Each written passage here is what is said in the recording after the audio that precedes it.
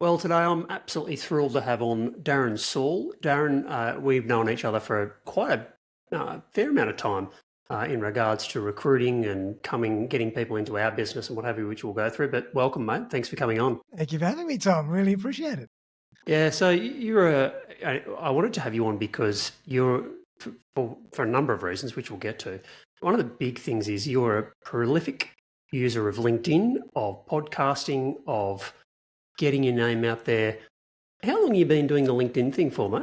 I'd say it'd be 5-6 years now. I've been really going hard. Okay, so a while, but not a long time. Yeah, I've been using LinkedIn and I've been on LinkedIn for donkey's years, but Sure. I'm really started to get really serious about LinkedIn as a marketing tool, probably in the last 6 years.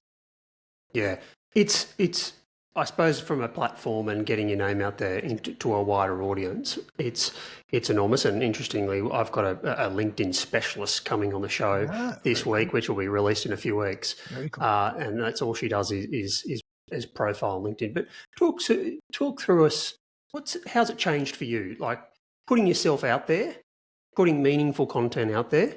What's it done for you? It's been immense. It's been an incredible journey, an incredible transformation. Like, honestly, I really believe that these days you're marketing whatever it is that you do first and everything else you do second. So if you don't market, you've got nothing to do.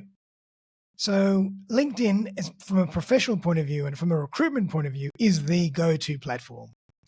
It's not the only place, depending on what area of expertise you work in, but I'm in IT and all my audience, candidates and clients are really predominantly on LinkedIn. And for me, doing a lot of work to educate, give value, build my brand, do all sorts of things, put out podcast episodes on LinkedIn has increased my profile dramatically to the point where if I do send a message out or if I ring somebody, a lot of the time people say, "Oh, hey, Darren, how you doing?" Like it's kind of they know me. And that's the real kicker because it's nothing's cold, not as much as cold anymore because of the marketing that I do up front. And that's the biggest takeaway for anybody getting serious about using LinkedIn or using any platform as a marketing tool is that it builds your brand so that when you do go out to market, people kind of know who you are and what you're about. It's huge. Yeah. One word I wanted to touch upon, which you use there, is value. Yep. And I think from what I've noticed is that LinkedIn there's a lot of, I mean, like every you could call it social media, but like every platform, whether it be social media or whatever, there's a fair amount of dribble. Like I use Reddit quite a bit for as an information source and as the source of truth. But there's a lot of dribble on there, so you've got to decipher that. But what I find interesting with LinkedIn is, particularly in our industry in IT, there is a lot of value. Yeah, like you can get a lot of value, like in terms of what's happening in the marketplace, trends, thought leaders, particularly like, and I've got some interesting people coming on in regards to the thought leadership in their areas, whether that's AIs, though all I hope you can't sort of get past 3 things on LinkedIn without seeing something to do with AI, but, specific verticals. You've got to provide value, Darren, haven't you? Because if it's just regurgitating a whole heap of crap. Definitely. Everyone's interested in sort of getting something out of it for themselves, rightly so. How do you provide the value? Because I see your engagement levels are really high and you do provide value, but explain it for the viewers. Yeah, you bet. And you use the right term, like thought leadership. Like the point of these platforms, and LinkedIn in particular, is to brand yourself and position yourself as a thought leader in your niche, in your space. And as a recruiter, you can't be all things for all people. You have to pick a niche, you have to pick a lane and really drill in and become a thought leader in that lane. And the way that I do that is by putting out podcast episodes, by putting out valuable content in many different forms. And they could be video content, audio content, written content, graphic content, PDFs, all sorts of different ways to build up a name for myself as an expert in my field. And then when people think, I need some help in whatever space, Darren's always up there. Let me just call Darren or let me send him a LinkedIn message and see what we can do. let's be open and honest. In our journey of podcasting, who did we turn to? You.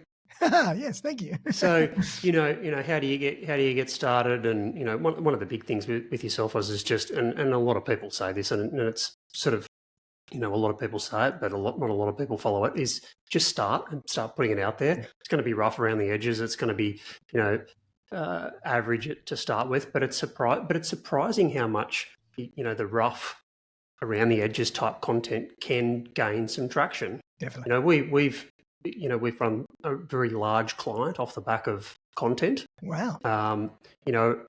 Seen something, right time. And all this is what I find is a sort of, and you'd find this in recruitment, right? It's the right time, the right place. Not everyone's looking for a new IT provider. Not everyone's looking for a new job. Yeah. Not every company is looking to employ someone at the right time. But if it's consistent, when those sort of worlds and stars align, it happens. That's pretty true, isn't it? I love that. And like when I talk about podcasting and marketing in general, but podcasting is a part of that because I'm so passionate about it as a marketing tool, is that marketing is a system. It's not just, let me just put something out today and maybe I'll put something out next week and I'll put something out in 3 months when I feel like it. It's got to be a dedicated, consistent, relentless system that and I try and put out something or a few things every single day. So that, as you say, when that one day happens, that one particular candidate or a client sees me, that's the right day. So you can't think, it's got to be Monday and not going to be Tuesday. It's not going to be Wednesday. You've just got to do it every single day religiously. You get into the habit of actually enjoying it and you get to work out how to streamline it and leverage it a little bit so you're not recreating the wheel all the time. And there's a whole world there's a whole formula around that. But it's as you say, it's got to be a consistent system because you just never know when that moment hits. You don't. You 100% don't. And it's got to be consistent. Talk us about before we go on, what do you actually do, Darren? Like in terms of, I know you're a passionate photographer. You've got a lot of other side gigs as to what you'll take us through, but what's the main gig? Sure. In terms of what I do for work? Yeah. Perfect. So I've been recruiting now for 25 years. So it's been 25 years. I just worked it out. Yep. Just 25 years. Wow. 25 years. And always been in the IT space, and probably over the last 15 years or so, it's been managed services as that industry has developed. And I kind of love that space. I just love the dynamic nature of the space. I love the pace of it, and I like the candidates and the clients within it. So always doing that. So that's my main gig. But then I've always had a passion for some creative stuff, and I've always done a bit of photography, and I've turned that into a bit of a side professional gig where I do some small functions and maybe a little bit of corporate stuff here and there. But it's not a big part of what I do, but it is definitely a little bit of professional work. And then as my journey developed in the podcasting space, which all really came about because I needed to market my business, recruitment and a bit of photography, I jumped into podcasting, and that's become a real passion for me as well, where I now try and on the side just teach people how to podcast and put courses together, a lot of recorded stuff. And so it's a very small side hustle for me. But recruitment's my main gig, and my artistic side is a little bit of just self-satisfying creativity and a bit of fun. And get paid for it while you can, where you can. Yeah, that's awesome. So talk us through, recruitment, I hope you don't take offense to what I'm about to say. But recruitment, like IT, the barriers to entry are, as an industry, are perceived to be quite low. Yeah. So therefore, you get a lot of entrants into the market. There's people can sort of set up shop. Sort of doing that effectively and well is a whole different kettle of fish. But it's not like you're starting a trucking company where you've got to go out and buy $1 million trucks and get it's a services industry that has a low barrier to entry. Yeah. So with that in mind, and there's a market of countless recruiters. Again, to be honest, as a business owner, I receive probably upwards, maybe one a day, or at least 2 to 3 calls a week from recruiters. Yep. pitching services, pitching candidates for various things in it. And those numbers have increased enormously as the market's shifted in the last 6 or so months. Yeah. So with that in mind, it's even more important to put yourself out there in your particular industries and there in terms of the thought leadership and the content and all that sort of stuff, because even though there's a lot of people in it, there's not a lot of people doing what you're doing, is there? Yeah, look, I don't like. There definitely are more and more people getting clever now and really building personal brands using LinkedIn and using other methodologies, which is fantastic, which is what everybody has to do. But it is like recruitment there's lots of different levels of recruitment, and people can come in at different parts of their journey. And some people, it's amazing how many people end up in recruitment, and from where they've come is fascinating because everybody's got their own origin story about how they ended up as a recruiter, which is always a fantastic thing to explore. But recruitment is a sales-based industry, just like anything, and it's a service-based industry. And just like anything, you really have to establish yourself as a thought leader and with reputation of quality and service and integrity, and just do it for the long haul as well. It's a long game. You've got to really put out there. You've got to always have the long-term view in mind and the win-win long-term in mind, because it's easy to get swayed by short-term wins, but then sometimes that might not benefit the client as well as you would hope in the relationship. So it's a long game, and you've got to think about it in those terms. And from a tech point of view, it's always changing. My God, the tools and the tech out there now, it's unbelievable. But at the end of the day, saying that, it's still, a lot of it boils down to using the tech as tools to help you in your efficiency and your delivery. But at the end of the day, the people-to-people or human-to-human element is still the thing to the be-all and end-all, really, in recruitment or any sales-based industry. Yeah, well, at the end of the day, recruitment, IT, this is a relationship-based business. Definitely. Yep. It's not, yes, we service IT. I said it a lot, but we're a relationship-based business, and without relationships, you and a long-term, as you say, a long-term mindset. Yeah. You don't really last all that long, and there's ebbs and flows. And what we're noticing too is that the industry, there's a lot of change going on in the industry, and there's a lot of change going on in regards to consolidation of businesses and change. So, it's interesting what happens there. Park that for a moment. Talk us through what you've seen over the last sort of, not the last 6 months, we'll get to that, but the last 5 years. We always say, prior to COVID, that it has, recruitment's changed massively. Talk us through that last 5 years and what you've seen and the sort of the dynamic ebbs and flows. Yeah. Well, the biggest one has really been the way people work. Like prior to COVID, most people were working in the office every day, and that was just the norm. And you were lucky to get a day or so from home, or a few hours from home. And now it's really moved because of COVID and the way that we all started working and collaborating. And we proved that in a lot of cases, it was proven that it can be done, that it's almost like a given now. And a lot of IT professionals are looking for work that's going to give them that flexibility. Otherwise, they're not going to go anywhere. Like it's almost become, that is my way or tough luck. And there's a bit of a middle ground. Of course, everybody's happy to be a little flexible, but most of my clients now will allow for 2 to 3 days, maybe even a bit more, work from home or work from some kind of office space that's more remote. So that's the biggest one, is just the way we work, and the people's working their, kind of building their work around their life as well. Whereas before it was a little bit more separate. So that's a huge one. The other one is really always been the case, but it's kind of, I'm hearing it more and more, is training and development.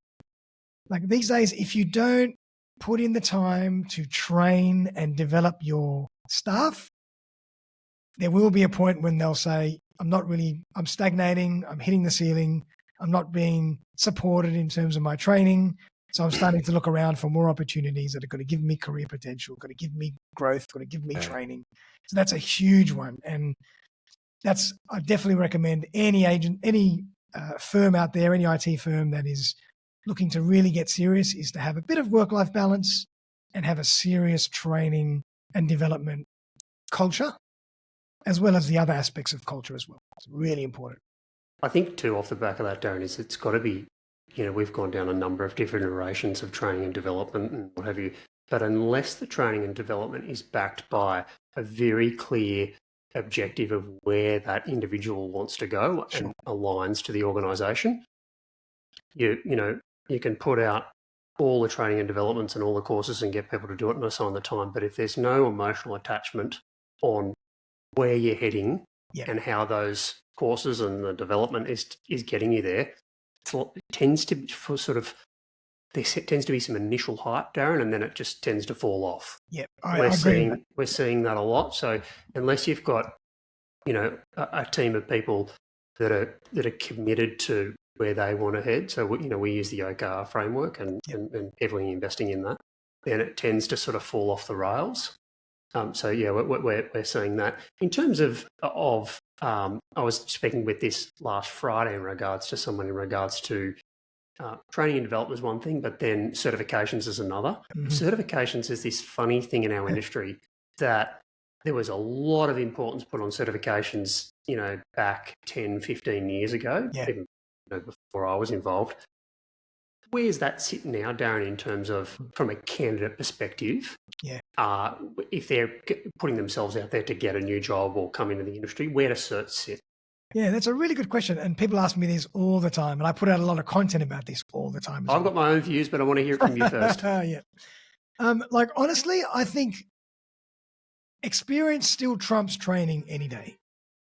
Yeah. But if a candidate is looking particularly to get into a slightly new area or to promote themselves into a new set of technologies or whatever, even just a little bit of training, whether it even could be free training that they've done on Udemy or some very low-cost stuff or other platforms. I know there's lots of different ones. It also shows a little bit of a commitment, as it kind of ties into what you said about there has to be a passion behind it. Otherwise, they're not going to do it. And it's almost the same type of thing. So if you were moving into a new industry or a new area, to do a little bit of certification and kind of show people that you've taken your own time to dive in and study, and it shows a commitment that you're serious and you're not just talking about it. So that's a huge one. That's a big one. And that's a lot of the time for people that are, I suppose that could actually relate to people that are getting into a new area and looking to go to a new job. But it could also be someone that's working in an existing firm and is looking to get into a new area to come to their employer and say, look, I've just started my journey in this area. I've done some certs. Is there anything that we can do to help me further? So yeah, the level of passion and commitment is a big one. And I always say, if you had both experience and training, it's a no-brainer. It's a win-win. Yeah. But I don't like giving people advice to go and spend thousands of dollars on training when they've never done anything from an experience point of view, or at least do it in as low cost as they can, and then maybe partner with their new firm or their existing firm to help them further along that journey financially as well, because it can be expensive. So yeah, it's like experience number one, both is fantastic, but there is a lot to be said about doing some kind of training, even if it's very low cost, just to show commitment. That's the key as well. Yeah. I couldn't agree more. People often ask me, particularly if they're entering the industry, what should I go and do? And particularly if you want to go down the certs path, my thoughts are it's not really about the number of certifications, but it's more around the commitment, as you say, of completing and finishing a cert. Yeah. This is particularly for new people. And I want to expand on this with you in regards to new people entering the industry, because that's something I'm passionate about, is bringing people that are passionate into this industry. You've got to have the passion first. If it's just something you look a plug, it's not going to. It's got to be. This job's got to be about scratching that itch that you're passionate about. Complete one thing, because in a world of the swipe, up down 30-second attention spans, it's a big issue, Darren. Like I don't want to sound sort of like the old grumpy man, but in terms of completion of things, it's a big issue. So I would always recommend go low cost, but go and do something and complete it. Yep. And in the interviews, show that you've completed it. Definitely. You don't have to know all the answers, but it's one thing to get a certificate, Darren, but it's another thing to sort of talk through the process of you doing that, because that will show the commitment. Talking about new people coming into the industry, it can be a bit hard because there's a lot of firms and organisations that don't take on people with that experience. That's a challenge. What do you recommend for newbies coming into the industry? And I should preface that with, we see a lot of people, not necessarily coming straight out of school, but people that have gone off and done something else and gone, hold on a minute, my passion is IT. I like tinkering. I like doing things. So we see a lot coming into the industry at all ages, but particularly, 21, 2, 3, 4, they've tried something else and coming in.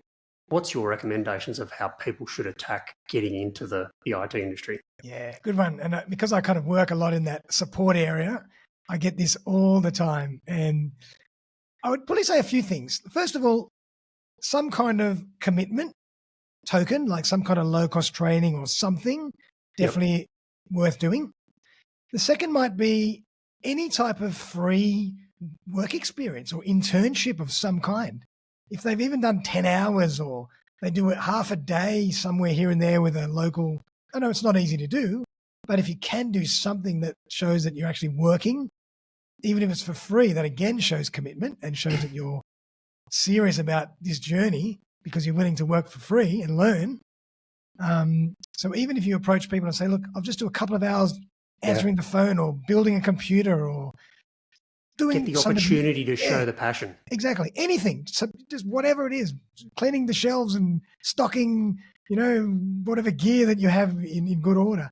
Just something to say, I'm working in an IT company and I'm listening and I'm learning by osmosis. Yeah. So that's another one. The other one is the approach. And that's another one, is like a lot of people, and this goes for anybody moving into IT, and I've been saying this for 15 years, is that IT and any industry now is reasonably candidate short. And there's a lot of competition. There's a lot of volume of applications. Recruiters are busy and hiring managers are busy. So you've really got to be as proactive as you can be. So if you can find a way to be really proactive and put together your case and not just kind of send in a resume while you're waiting for the bus or send in a resume at 10 p.m. and hopefully you're going to get a job, that's just not good enough anymore. You've really got to be thinking strategically and say, all right, I'm going to put my resume together. I'm going to put a cover letter together, but I'm going to do a bit of research. And I seem to see that there's always a few people that are always recruiting for this area. So I'm going to ring them up. And I'm going to try and ring them up once or twice. And if I can't get through, then I'll send a message and then I'll ring them up after. But I'm trying to build a relationship with any person that can say yes to me, whether it's a recruiter or it's a hiring manager or it's the director of the company, firm, IT company itself, because you just never know what opportunities that can open up. But again, that takes a bit of work. That takes preparation. You have to role play. You have to be ready. You have to maybe practice what you're going to say, all this type of stuff. But this is all part of the journey that's going to help you perform in your interview process as well. So the more work you do from day one to really think, how can I differentiate myself from everybody else that's applying online and waiting? How can I be different? And how can I show commitment? And as you say, how can I sell the fact that I've done all these things, that I'm serious? And and then again, the people that have done a bit of work in other areas, sometimes if it's customer service based or people focused based, is a very big asset. Oh, it's a massive asset. It's a huge asset. So you've got to sell that as well. So it's about the approach that's really important. It's about the framework and the approach more than the actual dots and crosses in your resume. Couldn't agree more. Darren, we use you for various roles and what have you, and not shying away. We recruit in a number of ways ourselves, direct and all sorts of stuff. But I am surprised if we have a job and we have some applicants, I bounce straight back and say, yep, received, do a quick review. Please send us a 2, 3, 4 minute video of yourself outlining your experience, if it is in the industry or not, where your passions lie, where you want to head. Yep. You know the response rate of that, Darren? Very low. About 4%. Wow. Yep, it's phenomenal. Analysed across a number, I haven't done the numbers for a while, but it's about 4%. Yep. Now, if you're doing that up front, but even if you just do it in response, if someone bounces back to you and shows some interest, whether it's yourself as a recruiter or something, and you're coming back with a video, it's showing confidence, interest. Yep. I mean, you're 96% ahead already. Absolutely. Again, you're showing commitment. You're serious. You're not just saying, amazing. Too hard. I'm not going to do the video. I'll respond to the next ad with no video. I mean, what does that say? Exactly. So that's from an employee's perspective, that's something that I would recommend to people because we will put this up, and I think it's good advice for people getting into the industry and what have you. Talk us through, Darren, what you're seeing from potential employees of what they are finding the most important, because I'll just, before you go on, take through the viewers through the process of what you do. Something that you do really well is an interview with all the candidates and take them through. So as an employer, you don't have to waste your time in, you get a really good understanding of that individual, who they are, where they want to go, etc., which is great. But when you're talking to these people, what's sort of the reoccurring themes of what's important to these people? I understand, the work from home and all that sort of stuff's become important, sort of part and parcel now. But is there any reoccurring themes, or is it different for different types of people in different seniority levels? Yeah, like it is different depending on the level for sure. But if I had to rattle off 5 or 6 things that seem to be reasonably current across all, is usually work-life balance of some kind. Remuneration is still important. There's no disputing that. Culture and, really being supported in what they do, because a lot of times I hear this a lot as well. A lot of times people are sold the world, and then when they go into work, it's very different to what they were sold. It's almost a 360. And that happens a lot. And then, 2 months later, 3 months later, they're saying, I'm looking for work again. And I say, why? They say, well, the role that was sold to me is not what it's actually turned out to be. So I see that a lot. So culture and being consistent with what you're actually selling is a big one. What else? Certification and training and development, as mentioned. Career progression. I mean, is there somewhere for me to go? Am I going to be learning? They're usually the big ones. Like, it's always those 4 or 5 main frameworks or main pillars that are always what drives candidates, and everybody's got a certain different weighting on which one is which for whatever reason. But it's usually 5 or 6 that are reoccurring. Yeah, okay. What's your thoughts on psychometric testing? Yeah, good question. Left, because before you went, we, to be honest, and we haven't done it. I mean, it's something that I still sort of go, the video thing is important. I know this sounds really oversimplified and simplistic, but it's worked for me for 20 plus years. Do I like the person? Do they like us? It's equally as important. There's a feel and a comfort. I often think as an employer, we're selling ourselves as much as. Absolutely. I think a lot of businesses don't do that, and I think that's changed as the market's tightened up. Yep. There's more competition now. It's not how it was. So I think that's super important. Definitely. But what's psychometric testing? I've read a lot about it. Yep. I think sometimes people overanalyze the data and have then too much data, and then they're not relying on the gut or the heart. Yeah. What's your thoughts? Yeah, I kind of agree. I've had very few clients over the years that do heavy psychometric testing. Like even like 1 or 2 used to send a little link to say do this psychometric test, and even then it wasn't really a make or break. It was more just what have I learned through that process to help me work with you and manage you better. You can get a few little insights from that point of view, but it's not really a make or break decision. And again, I'm no expert in psychometric testing, but I've heard as well that, we've also got many different personalities and many different drivers So how you show up in one area of your life could be different to how you show up in another area of your life. And depending on the role, you might have a different psychometric profile depending on where you're at in your life. And so it's a bit tricky. And the other thing that I believe that psychometric testing doesn't really show is commitment to development or drive or adaptability. It's more just a predictor of past behavior, which has a little bit built into adaptability. And, they say that predictor of future behavior is past behavior, but there's that element of people can still change and people can still grow and develop. And I certainly have, and, I know other people that have. So yeah, it's a bit of a gray area, psychometric testing. So it's not prominent, Darren. I thought it was the sort of the oddball of doing it. No, yeah. I think maybe with IT companies,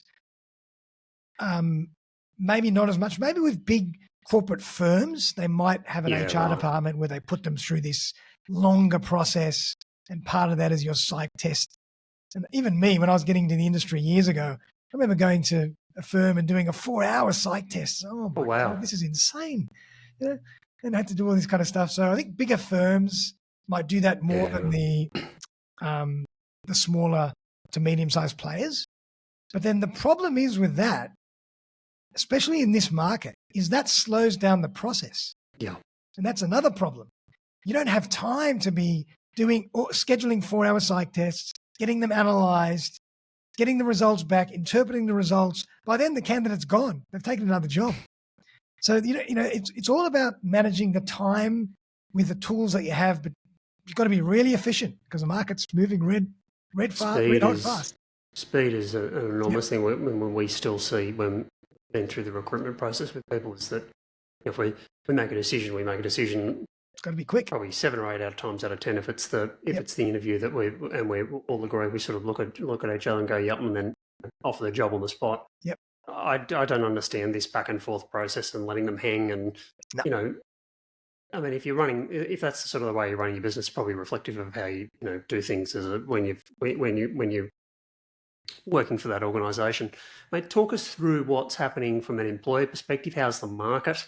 I know it was, obviously that sort of 23 into 2024, obviously, and prior to that was just absolutely red hot in terms of, just obviously, the world just tightened up, and we had, from what I saw, and I'd be interested to hear your thoughts of what, if people describe it to me, I saw obviously a lot of the immigration story that was just cut off. That fed right into the corporates. Mm-hmm. So that fed that market from an IT perspective, I'm talking really, really heavily. Yep. And then that obviously dried up. And then the people that were in this sort of MSP space started to have a look in the corporate space, which is really interesting. Having said that, in the 2024 space, we're seeing a big shift, myself, back out of corporates, because people that have worked for a small business, there's a lot of there's a lot of pros and cons. Yep. But I think the pros far outweigh the cons, and we're seeing a shift back. That's my perspective. How are you seeing things? Yep. You mean a shift back from candidates moving to MSP or corporates using MSP? Well, that's interesting. Good point. We're seeing candidates shift away from corporates, not in a big way, but we are seeing that, shift back towards a more personalised small business or medium-sized business.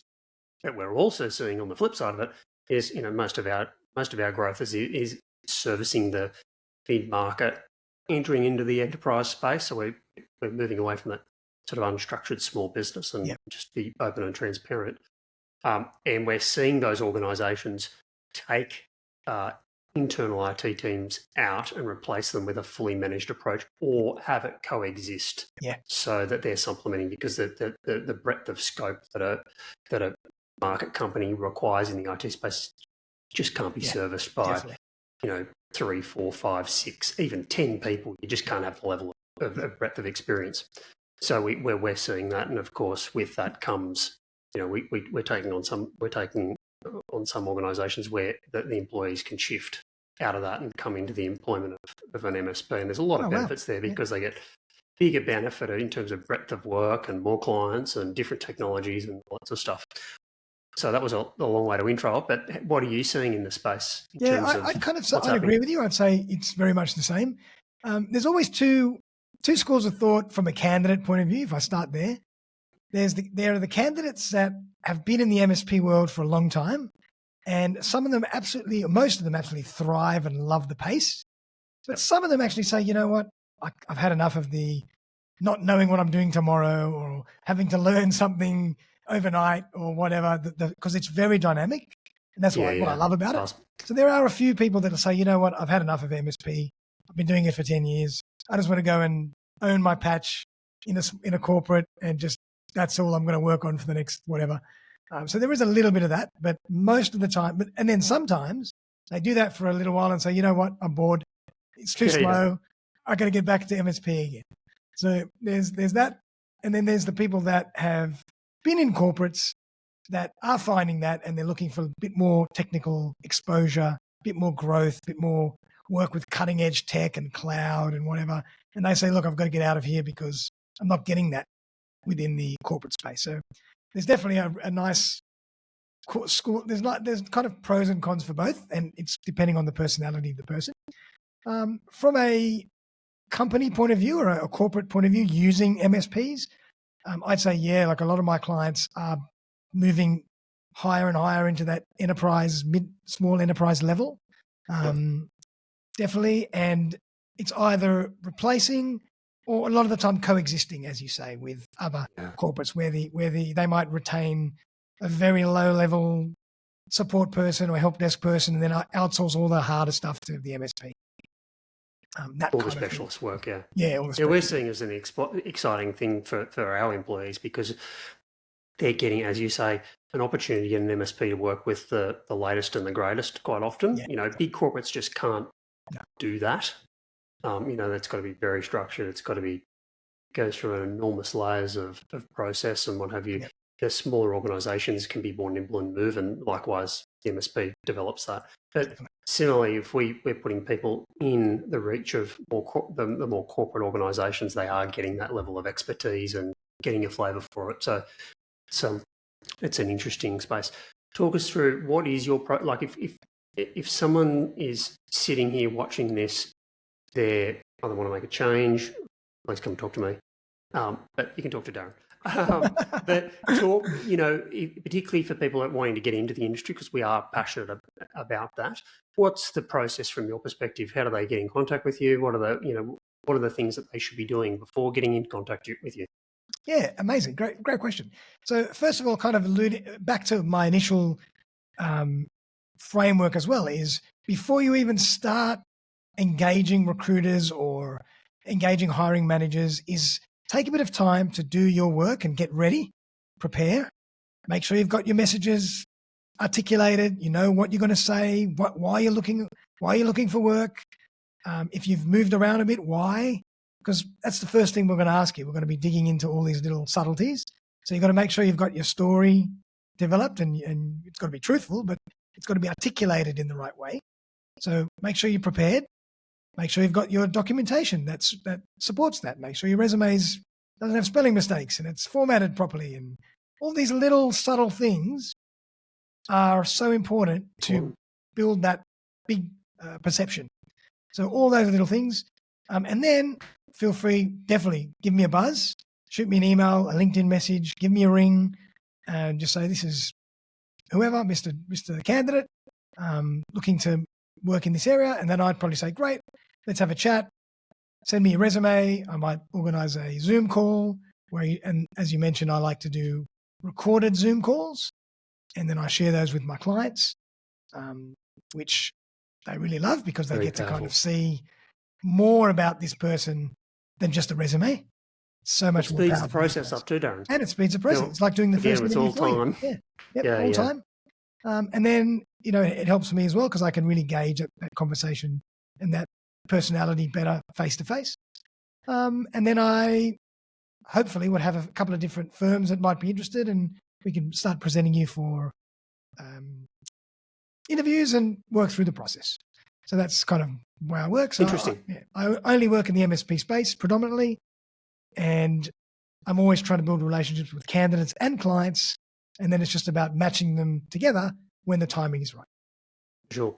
And likewise, we've it's interesting how many people in the MSP space watch various pieces of content I do. So if you're an MSP, what's the process there with you, Darren? If you're a business owner in the managed services space, you need people.